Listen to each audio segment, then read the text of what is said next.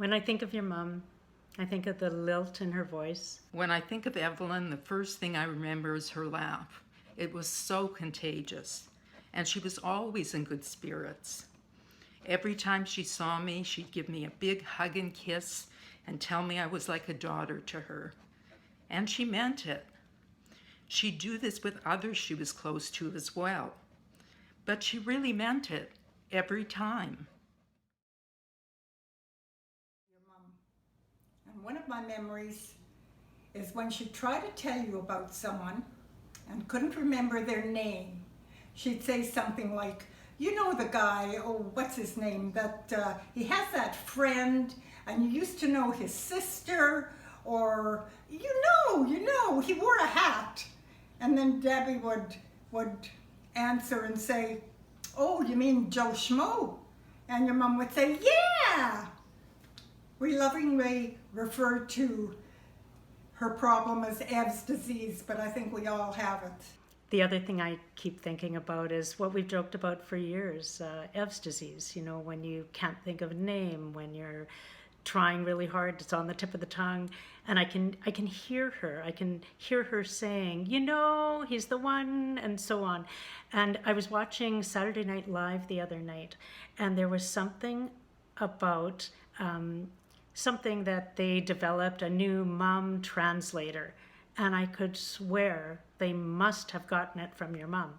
But basically it was a little device that when you plugged in the name that your mom says that is absolutely wrong, it comes out with the correct name. So your mom might be saying, you know, the guy, Jim, John Montgomery, something like that. And you'd plug in John Montgomery and it would come out with Tom Hanks. And she'd go, oh yeah, that's what I meant, you know. Anyway, I thought of your mom totally while I watched that.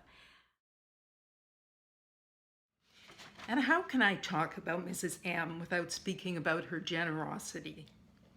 To give you an example, I attended Garden City High School for a year. It was right across from the Maslowsky's house on Jefferson. Their parking spot in the back lane sat empty all day since Sam was at work. So Evelyn just offered it to me for the year I went to school there. I always used to tell her she was like my second mom. I was about 6 years old. My mom and dad went on a trip and left the four of us alone for the first time. Well, I got sick. I had flu or fever or something. It was a fever of like 103, 104. My sisters had no idea what to do. Who comes to the rescue? Mrs. M. She comes in and she, puts rubbing alcohol all over my body to break the fever, and she saves the day, and everybody loves her and everything's great. From my perspective, I'm this 6-year-old kid who this crazy woman comes into my room. I'm so sick. And she spreads this stuff that stinks and is gross all over me. And I'm like, oh my God, who is this woman? And yeah, really wasn't a great thing for me. So anyway, thanks, Mrs. M. So I have a very similar memory to Tracy's, where I was the one with the 104 temperature. And I have a clear memory of being in my mom and dad's bed and Mrs. M coming in and putting Vicks Vapor Rub on my chest and helping me. And, Tracy generally doesn't lie about things, so there's nothing accusatory here. Memory is a really weird thing, and maybe one of us is conflating different events. I don't know. The important thing is that your mom saved at least one of us, and that was classic Mrs. M.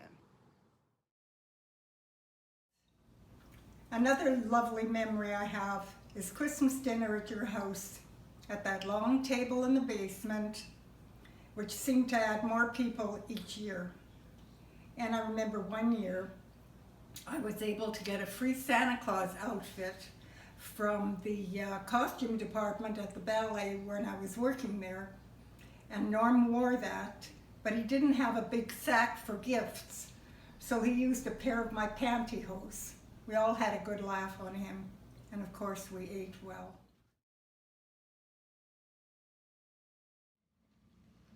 Evelyn was a marvelous cook. And I'll never forget her famous meatballs. I'm salivating right now as I think about them.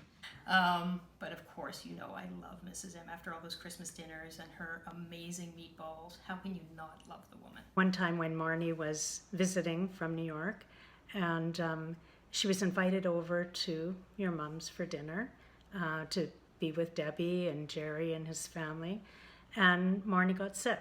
So I was invited with Barry and Lindsay, who was a baby at the time, and we came and we got to partake in Mrs. M's cooking. What could be better?